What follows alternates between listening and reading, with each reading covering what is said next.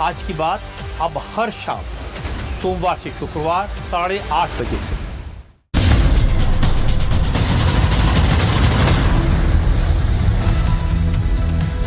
Break के बाद आपका स्वागत है। आप देख रहे हैं प्रहार। प्रहार में बात उत्तर प्रदेश की। राजभर सपा में टूट का दावा कर रहे हैं, तो वहीं 27 विधानसभा चुनाव के लिए अखिलेश यादव ने ब्राह्मण कार्ड चल दिया है। आज मिशन 2027 का रोडमैप तय करने के लिए अखिलेश यादव ने ब्राह्मण नेताओं की मीटिंग बुलाई है। कुछ ही देर में समाजवादी पार्टी के ब्राह्मण नेताओं की मीटिंग शुरू होने वाली है। इस मीटिंग में विधायक, पूर्व विधायक, सांसद और पूर्व सांसद को बुलाया गया है, जिनके साथ चुनाव को देखते हुए ब्राह्मण वोटर्स को साधने की रणनीति पर चर्चा की जाएगी। इसके साथ ही पार्टी संगठनात्मक मजबूती और ब्राह्मणों की पार्टी में भागीदारी पर भी चर्चा करेगी। समाजवादी पार्टी की ब्राह्मण नेताओं के साथ आज होने वाली बैठक को यूपी 2027 के चुनाव को देखते हुए अहम माना जा रहा है, जिसमें सपा ब्राह्मण वोटर्स को पार्टी के साथ लाने की रणनीति तैयार कर सकती है।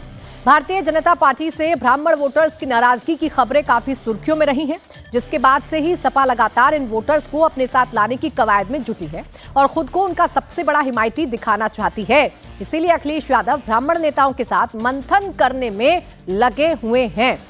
उत्तर प्रदेश में 10 से 12% ब्राह्मण वोटर्स हैं। 100 सीटों पर ब्राह्मण वोटर्स का सीधा असर है। 12 जिलों में ब्राह्मण किसी भी प्रत्याशी की जीत हार के लिए निर्णायक साबित होते हैं। यही वजह है कि सपा ब्राह्मणों को साथ लाना चाहती है। सपा मुखिया लगातार पीडीए के ए को अगड़े शब्द से परिभाषित करते हैं। यही नहीं, शंकराचार्य विवाद में भी उन्होंने खुलकर उनका समर्थन किया। सपा अब केवल अपने पारंपरिक मुस्लिम यादव समीकरण तक सीमित नहीं रहना चाहती। बीजेपी को 27 में कड़ी चुनौती देने के लिए अगड़ी जातियों, खासकर ब्राह्मणों को अपने पाले में लाना बेहद जरूरी मान रही है। लेकिन योगी सरकार के मंत्री संजय निषाद कह रहे हैं कि अखिलेश कितनी भी कोशिश क्यों ना कर लें, उन्हें ब्राह्मण वोट नहीं मिलेगा।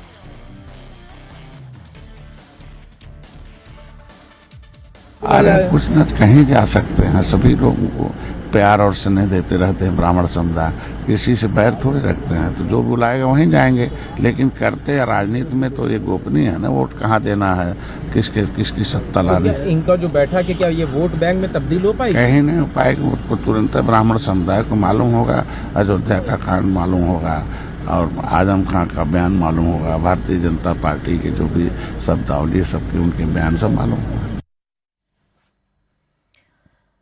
तो देखिए, अखिलेश यादव ऐसा पहली बार नहीं है जब ब्राह्मणों को रिझाने का काम कर रहे हो। 2022 में भी ये कोशिश अखिलेश यादव ने की थी, लेकिन इस बार ये कोशिश ज्यादा गंभीर नजर आ रही है। विशाल, ऐसा कहा जाए कि 2007 वाला मायावती का फॉर्मूला अखिलेश यादव दोहराने की कोशिश कर रहे हैं, क्योंकि अखिलेश जानते हैं ब्राह्मण जिसके साथ रहेंगे, सत्ता की चाबी उत्तर प्रदेश में उसी के पास रहेगी।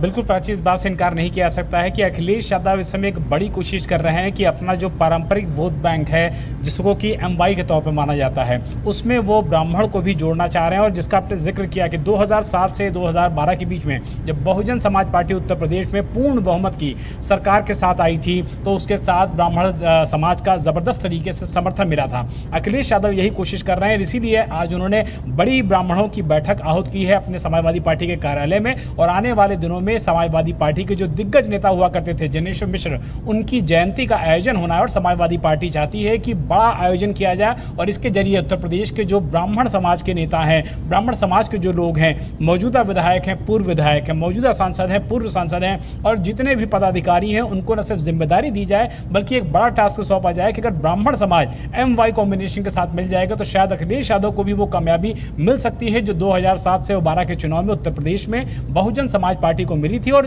चूंकि उत्तर प्रदेश में विपक्ष हमेशा एक नैरेटिव सेट करता है कि भारतीय जनता पार्टी की सरकार से ब्राह्मण नाराज है, तो उसी नाराजगी को भुनाना चाहते हैं अखिलेश यादव। अब ये नाराजगी कितनी भुना पाएंगे, कितनी नहीं भुना पाएंगे, ये तो प्राची आने वाला वक्त ही बताएगा। लेकिन एक बड़े सियासी समीकरण की तरफ अखिलेश यादव की आज बैठक हुई और इसी कोशिश में वो अपने एमवाई समीकरण में ब्राह्मण को ऐड करके एक बड़ी जुगलबंदी करने की कोशिश कर रहे हैं उत्तर प्रदेश में। ठीक है विशाल, 12 से 14% ब्राह्मण आबादी है उत्तर प्रदेश में। सीधा सीधा 115 ऐसी सीटें हैं जहां ब्राह्मण वोट निर्णायक भूमिका में रहते हैं, जहां ब्राह्मण ये तय करते हैं कि कौन सा प्रत्याशी जीतेगा और कौन सा प्रत्याशी हारेगा।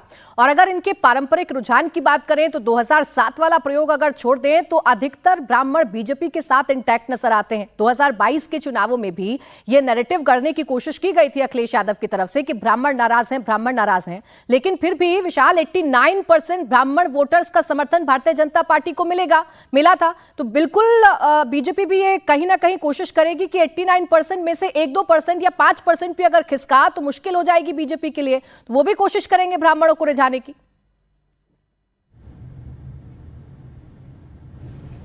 प्राची, जिसका आपने जिक्र किया कि 89% अगर ब्राह्मण भारतीय जनता पार्टी के साथ पिछले चुनाव में रहा है तो बिल्कुल ये मुमकिन नहीं है कि बड़ी संख्या में ब्राह्मण भारतीय जनता पार्टी से छिटक जाएगा। हालांकि ये चुनाव है, हो कुछ भी सकता है, लेकिन समाजवादी पार्टी में ही कभी मुख्य सचेतक रहा करते थे मनोज पांडे, रायबरेली के ऊंचाहार से विधायक, और मौजूदा समय में वो भारतीय जनता पार्टी को ज्वाइन करके यहाँ पर कैबिनेट मंत्री के तौर पर खाद्य एवं रसद विभाग को संभाल रहे हैं। ब्रजेश पाठक यहाँ पर हैं, मनोज पांडे यहाँ पर हैं। तो अगर पूर्वांचल की बात कर लिया जाए, अवध की बात कर लिया जाए, पश्चिमी उत्तर प्रदेश की बात कर लिया जाए, तो भारतीय जनता पार्टी के पास अभी भी वो लीडर्स हैं, वो ब्राह्मण लीडर्स हैं जो दरअसल जो डैमेज कंट्रोल करने की कोशिश थी समाजवादी पार्टी की तरफ से उसको काउंटर कर सकते हैं। लेकिन इस बात से इनकार नहीं किया सकता है कि ब्राह्मण समाज जो आता है उसका एक समाज का जो लीडर होता है वो अपने साथ कम से कम बहुत ज्यादा वोटों को लाने की ताकत रखता है। यही वजह मानी जाती है कि अग्रणी जातियों में ब्राह्मण समाज को यह माना जाता है कि अगर वो आपके समर्थन में है तो उनके साथ विशाल, लेकिन कोशिश बहुत कर रहे हैं अखिलेश यादव,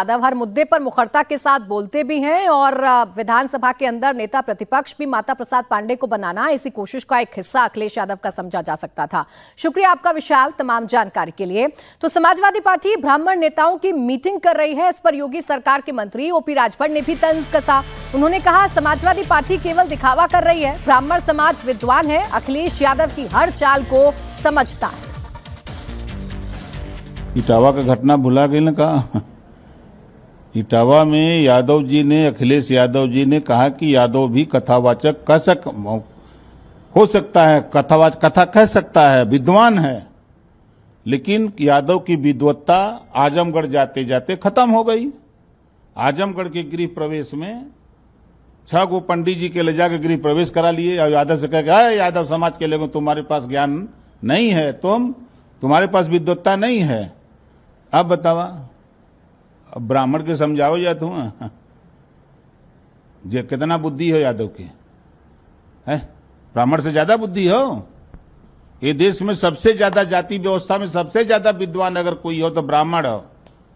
अब ब्राह्मण के यही समझाई मतलब ऐसा काम करो तुम कि विनाश काले विपरीत बुद्धि। केडीए पीडीए नहीं, अब केडीए होगा। केडीए मतलब काटेगा ही रहा। तो इस बैठक के बारे और क्या, क्योंकि इससे पहले भी करी तो क्या ये बैठक वोट बैंक में तब्दील होगी? कभी नहीं हो सकती। क्यों कह रहे हैं? देखिए, ब्राह्मण विद्वान कौम है, वो समझदार है, समझ रहे हैं ना। और इनके कहले से वोट दी हैं, अरे कहीं टिकट उकट दे दी है, भले कुछ वोट पा जाए बिरादरी के नाम पर, अब इनके पार्टी के थोड़ा वोट दी है, देख लिया ना। तो 6% मिला था 2022 के विधानसभा चुनाव में समाजवादी पार्टी को ब्राह्मणों का साथ। अब इस 6% पे कितना प्लस अखिलेश यादव कर पाते हैं, देखना दिलचस्प होगा। बात अब उत्तर प्रदेश के एक और बड़े मुद्दे की करते हैं जो कि अयोध्या राम मंदिर से जुड़ा हुआ है। बात चढ़ावा चोरी की है, जिसकी जांच एसआईटी ने तेज कर दी है। मामले में एसआईटी मंदिर से जुड़े लोगों से लगातार पूछताछ में जुटी हुई है। आज एसआईटी की जांच का तीसरा दिन है। एसआईटी की टीम मंदिर के सीसीटीवी खंगाल रही है। एसआईटी ने ट्रस्ट के महासचिव चंपत राय समेत कई लोगों से एसआईटी ने मंगलवार को पूछताछ की। सूत्रों के मुताबिक राम मंदिर में चढ़ावे की गिनती करने वाले 5 से 6 कर्मचारियों के मनी ट्रेल खंगाले जा रहे हैं। जानकारी के मुताबिक जिस दान पात्र से 5 से 6 लाख रुपए निकलते थे, उनमें चोरी के बाद 2 से 3 लाख रुपए ही निकल पा रहे थे। इसलिए एसआईटी सभी कर्मचारियों के ट्रांजैक्शन डिटेल्स निकाल रही है, साथ ही उनकी तरफ से किए गए बड़े खर्च भी जांच रही है। दूसरी ओर मामले में राम जन्मभूमि थाने में 3 शिकायतें दर्ज करवाई गई हैं। राम मंदिर चंदा चोरी मामले में किसका क्या रोल रहा है, चढ़ावा चोरी में कितने किरदार शामिल थे और किसकी क्या जिम्मेदारी थी, एसआईटी सब कुछ पता लगाने की कोशिश कर रही है। 10 या 20 नहीं 40 से ज्यादा कर्मचारी एसआईटी की रडार पर हैं और ट्रस्ट से जुड़े पदाधिकारियों और सेवादारों से लगातार पूछताछ जारी है। मामले में अब तक 3 शिकायतें अयोध्या के राम जन्मभूमि थाने में दर्ज करवाई गई हैं। करणी सेना और कांग्रेस ने चढ़ावा चोरी के मामले में जांच की तहरीर दी है, जबकि तीसरी शिकायत धर्मसेना के संस्थापक संतोष दुबे की तरफ से दी गई है। 7 करोड़ रुपए तो केवल सामने आए हैं, बाकी और भी चोरी हुई, लंबी चोरी हुई है। उसी के लिए मैं थाने में आया हूं कि ये जो एसआईटी की जांच हो रही है गंभीर विषय नहीं है। गंभीर विषय यह है कि ये चारों चोर सामने हैं।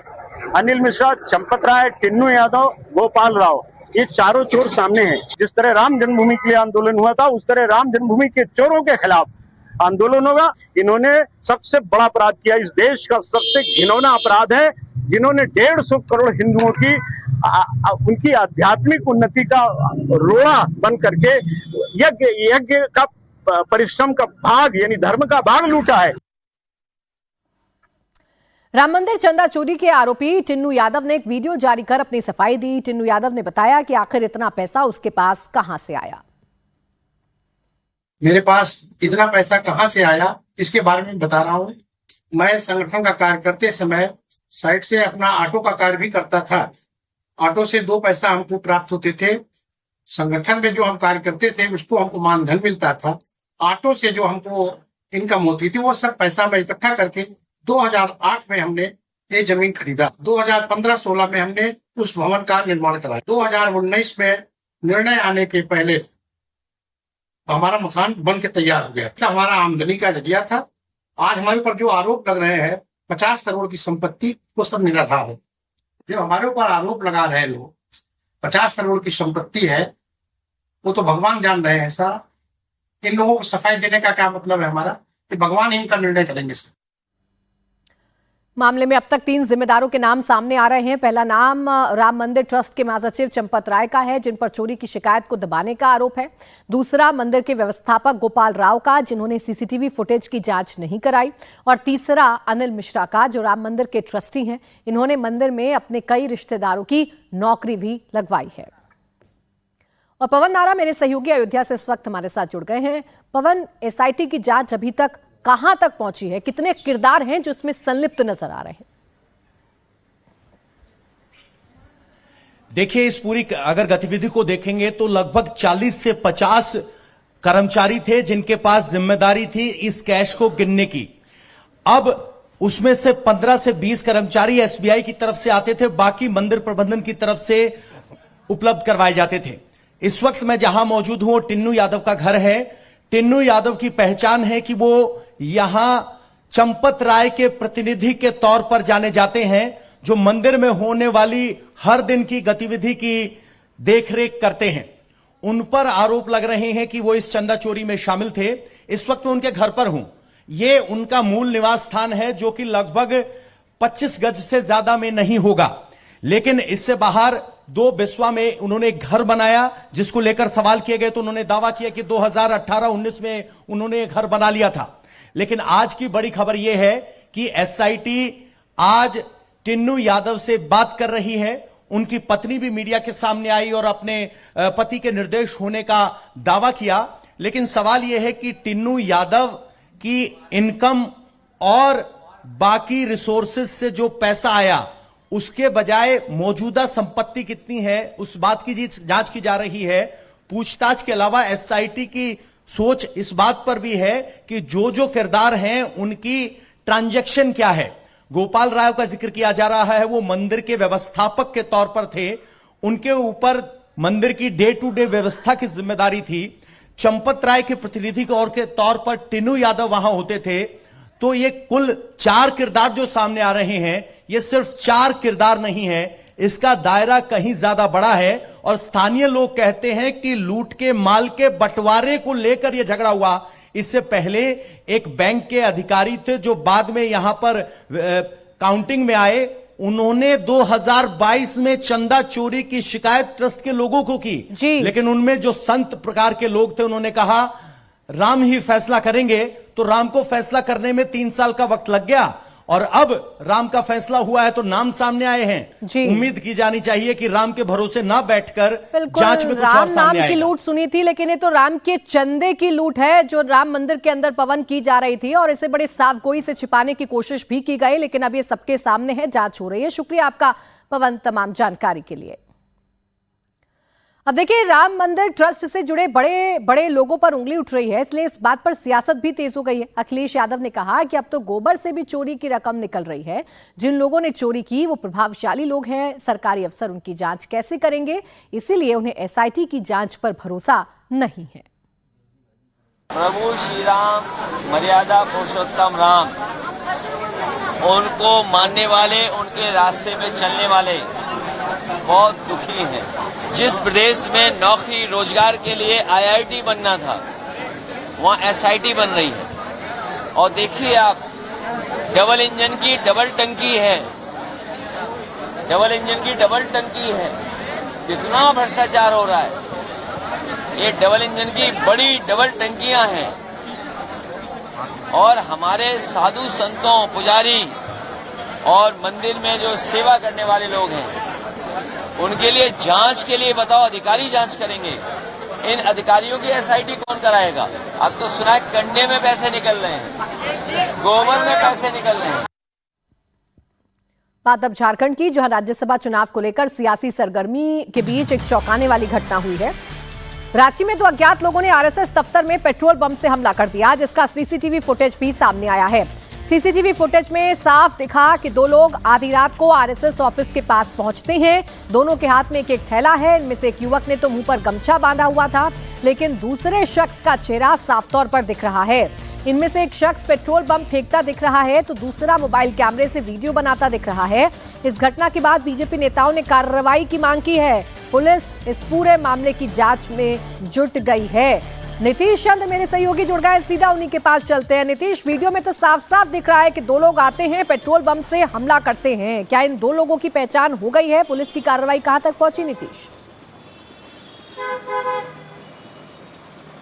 देखिए, पुलिस का कहना है कि सीसीटीवी में दोनों जो चेहरे हैं उनकी बिल्कुल साफ तस्वीर मिल गई है और इसके आधार पर पता किया जा रहा है कि आखिर कौन है, क्या मकसद था। हालांकि जो 2 बॉटल फेंके गए थे उसमें पेट्रोल बम है या कुछ और है, इसकी जांच के लिए एफएसएल की टीम वहां पर अभी पहुंची हुई है और उसकी जांच की जा रही है। दोनों बॉटल हालांकि कैंपस के बिल्कुल गेट के सामने गिर गए और जिस तरीके से ये सब फेंका गया है, इस सारे पहलुओं को देखा जा रहा है।